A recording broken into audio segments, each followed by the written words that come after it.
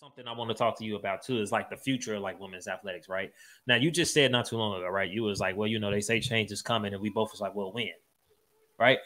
Where do you see the future of like women's athletics or girl? Well, let's just say because I want to well, yeah, women. So girls and women's because I don't like to say female. Let me just lump them both together. Where do you see the future of girls and women's athletics? Can you see it? Can you see it getting the support that it needs to get so we can go to like another level? Now, granted, for reasons that we already know, right? Or reasons that we might not even know, it'll obviously take a while for it to be like on like a level like an NBA or an NFL for obvious reasons, right? But like it doesn't mean that it can't take steps to being on said level. I saw somebody in the comments, they said something dope. Matter of fact, there it is. Only difference is dunking. You know, basketball is basketball. I agree 100%.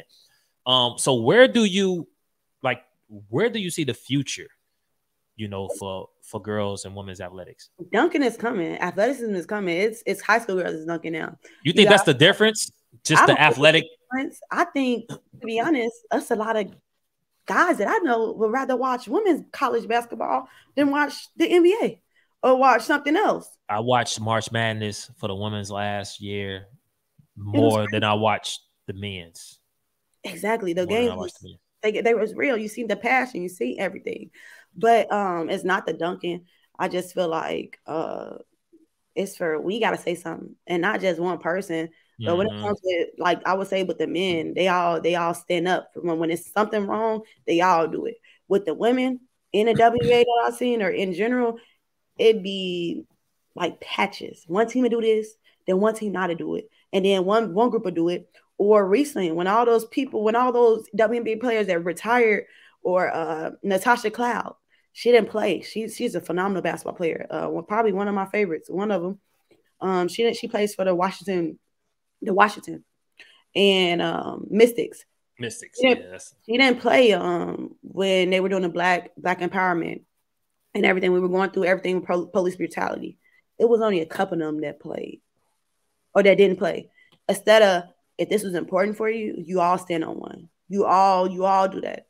If you shut down, guess what? If all Black African Americans would have shut down the WNBA, guess what? They would have had to do they had to go 10 toes down and do something to get you all back.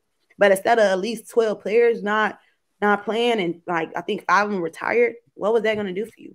I feel like we got to be more united. And I feel like that's where I come in as a change. More, and I told this to our AD that I want to do something big this year, and it's coming. I'm not going to say what's happening, but it will be for women's basketball. But not only women's, I'm going to bring it for men, young men basketball too, high school, because it's something I feel like should happen, but should be all underneath one roof instead of having, we feel like segregated. Yeah, segregated. It's something like this. It's something like this, or like the Nike Elite tournament, or you know how they just did the Donda Kane, the prep. Why can't the top 2 high school teams in the state play a prep team from California or North Carolina or, you know, somewhere Ohio? And you know, and you know, it's an audience for that. Exactly. Like it's an audience for that. Like, you know, you put good. I'm sorry for cutting you off too. You put good girls in no matter what, AAU, club, high school, college. You put good basketball, good sports, good your dog back there. Good sports on television. People will watch it.